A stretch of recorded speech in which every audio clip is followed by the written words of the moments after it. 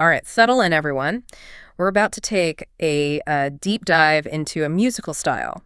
It's hugely popular over in Europe, feels like classic heavy metal maybe, but for some of us, particularly outside that main scene, it can feel, well, completely alien. Yeah, definitely. We're talking about power metal today. We've got a whole stack of sources here: interview bits, festival observations, musician insights, the works. Right? And our mission really is to unpack what this thing is, maybe where it came from, and I think this is interesting, why it thrives so much, especially across the Atlantic. Yeah, why there specifically? And why should you care? Well, because getting a handle on power metal is sort of a shortcut to understanding this massive, really passionate European cultural thing. And also how music sometimes evolves by deliberately looking backward. It's fascinating. Hey, so let's unpack this. What is power metal, like, at its core? Our sources point to some key things right away. Right. If you boil it down, the defining features seem to be really high vocals, like soaring vocals. Okay. Epic song structures, they often feel like mini sagas. Yeah.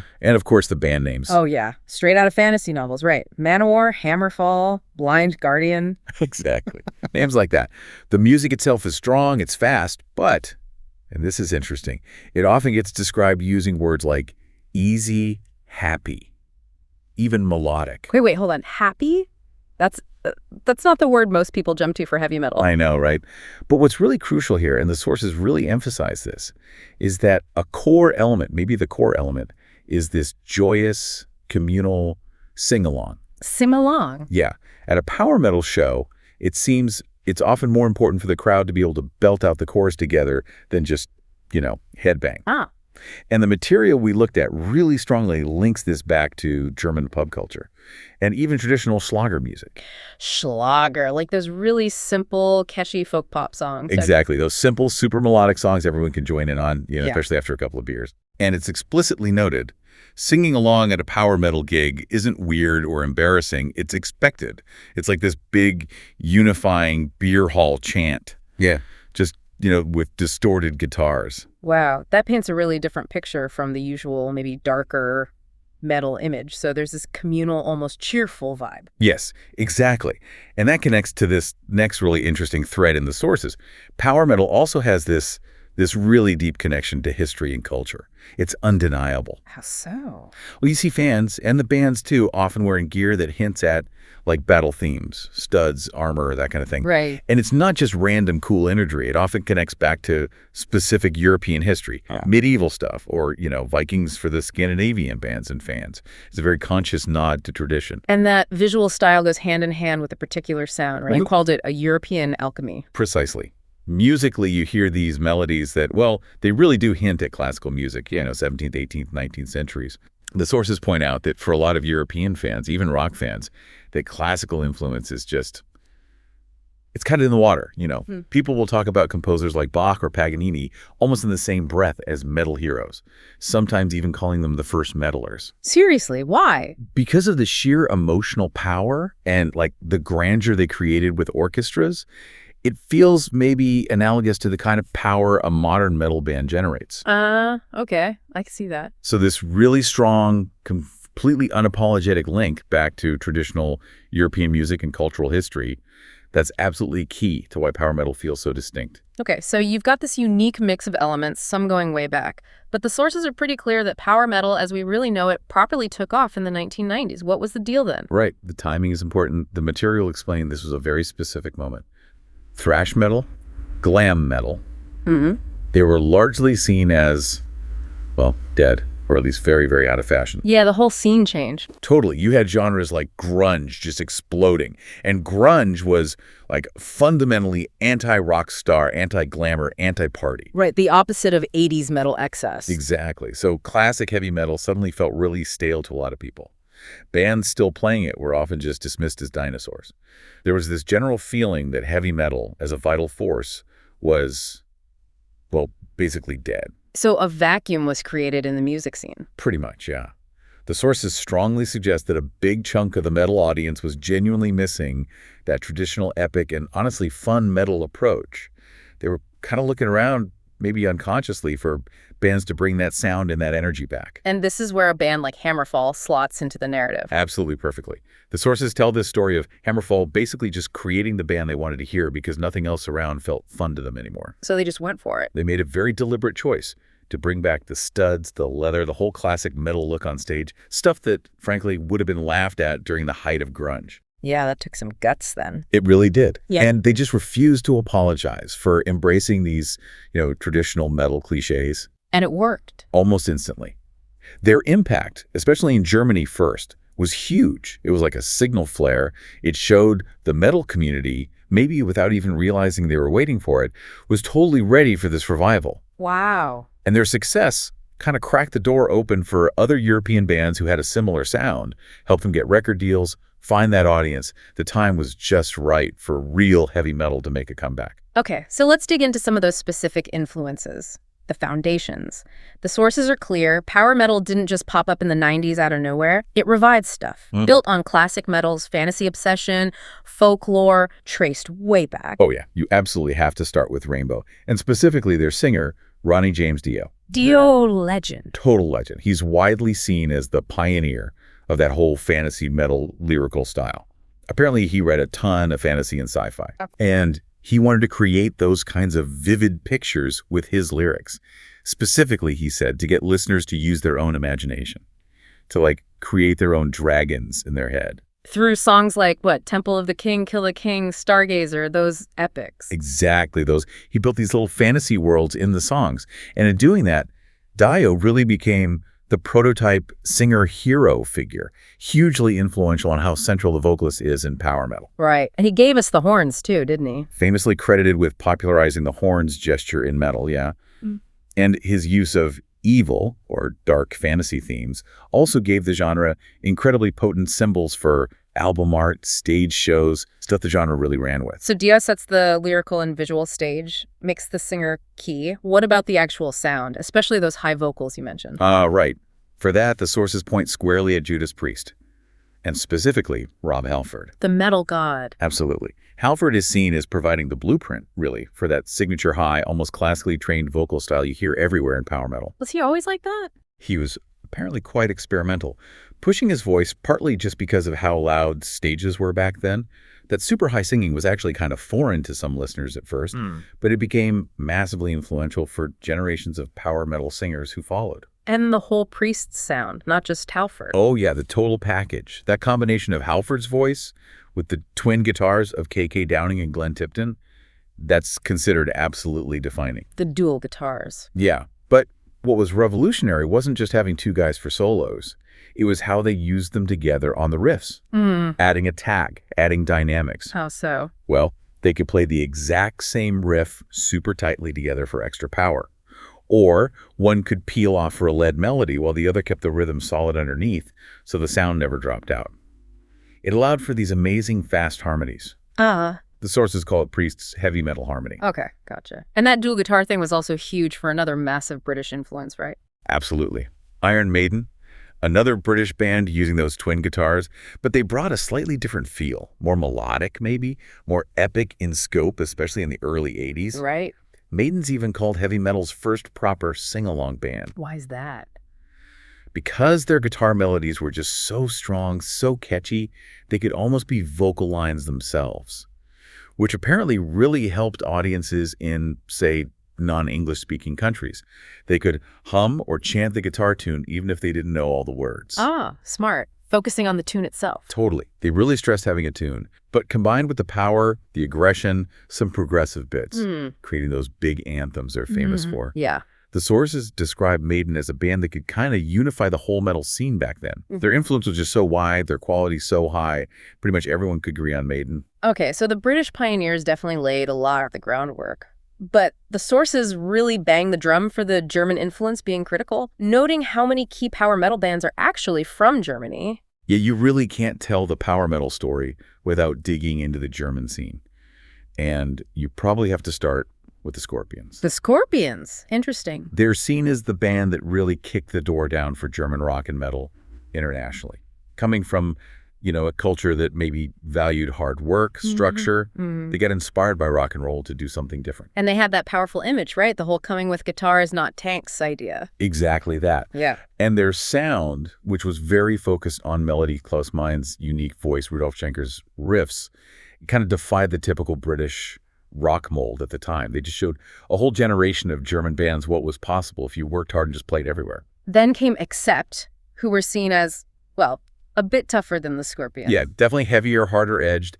And Accept developed this really unique, powerful stage presence. How so? They brought in military-style clothes and these really precise, synchronized stage movements, like choreographed headbanging, guitar swings. Yeah, I've seen that, like guitar ballet or something. Kind of, or marching, some sources call it.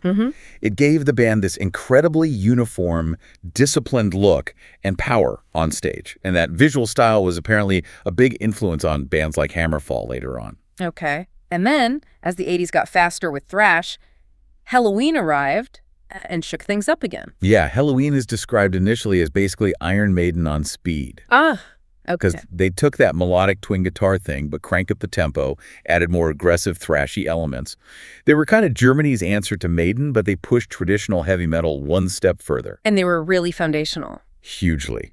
The sources are super clear on this. Helloween's Keeper of the Seven Keys albums, they're seen as the absolute undeniable foundation for something like 90% of the melodic power metal bands that came after them in the 90s and beyond. Wow. So they were the crucial link, mixing the speed, the Maiden melodies, the Priest attitude, but still keeping that German thing. That's exactly it. They managed to blend all those threads together successfully.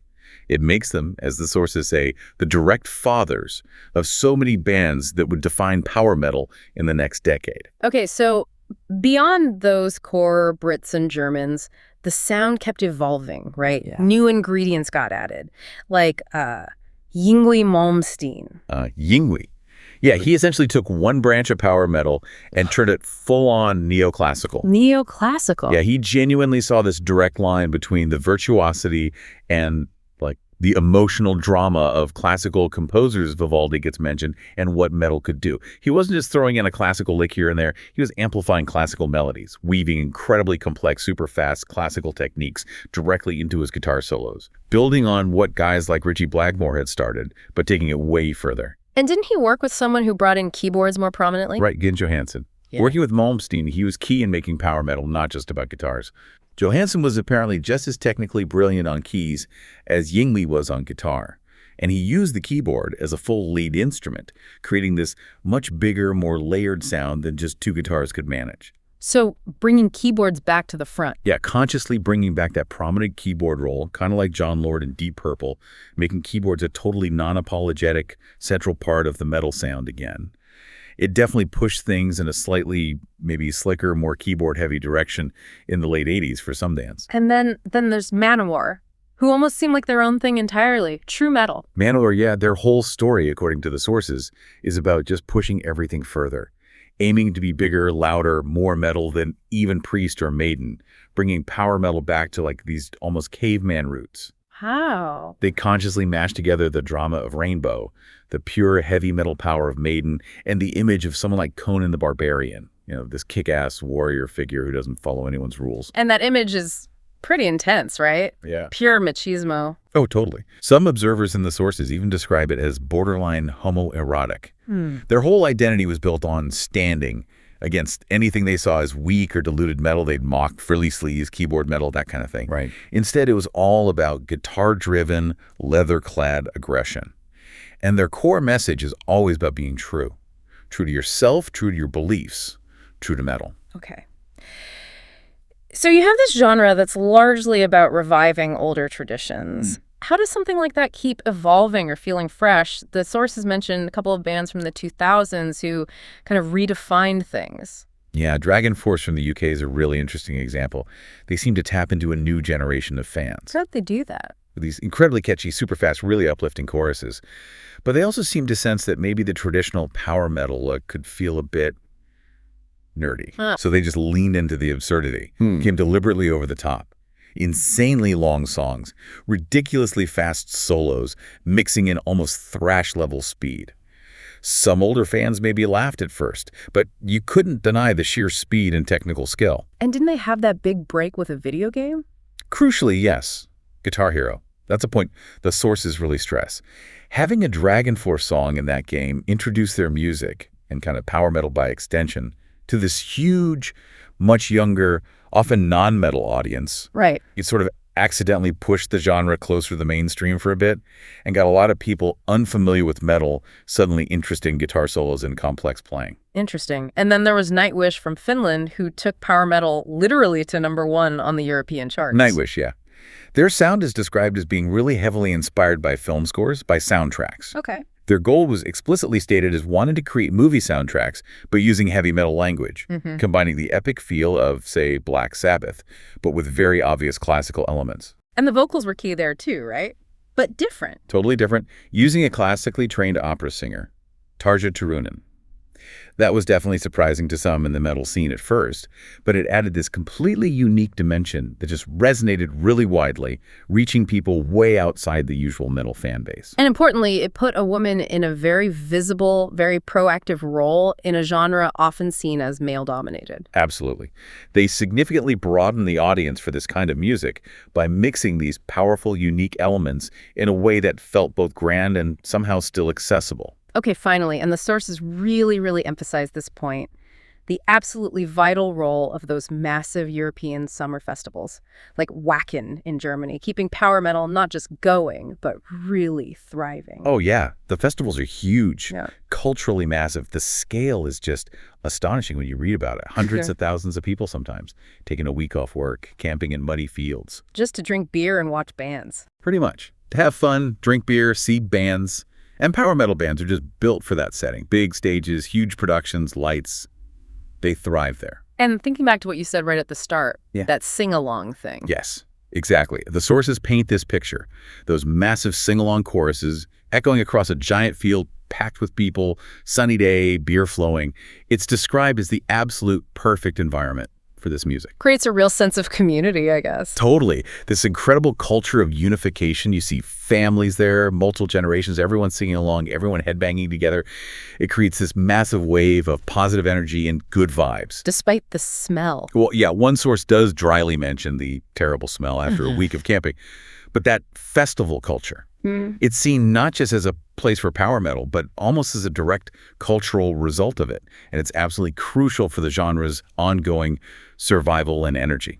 So, okay, wrapping this up. What does it all mean? We start this trying to figure out what power metal is and maybe why it felt a bit, foreign or distinct to some of us. And we've seen it's way more than just the cliches, right? It's a genre that consciously, deliberately chose in the 90s to revive and celebrate specific heavy metal traditions. Pulling influences from decades before, yes. But also pulling from classical music, from those deep-rooted European cultural things like communal singing, and from the specific strengths of national rock scenes, particularly Germany. And ultimately, what seems to make it feel so vibrant, so alive today, and maybe so distinctively itself, is how deeply connected the music, the look, the whole community is with that unique European festival culture. Yeah, that seems key. A place for communal celebration, shared history, and just sheer, unashamed, epic fun. What strikes me here, what's really fascinating, is just how profoundly tied this music seems to be to specific places, specific histories. German pub culture, classical composers, Viking history, these massive modern festivals. It's all woven together. Which kind of leaves us with a final thought for you, the listener, to chew on. Given this really deep connection to place and history, does power metal and maybe other genres that are similarly rooted suggest something? Does it show us that maybe some forms of cultural expression are so intrinsically linked to where they were born that they might always retain a certain distinctness, maybe always feel a little foreign elsewhere, no matter how globalized music becomes? Something to think about.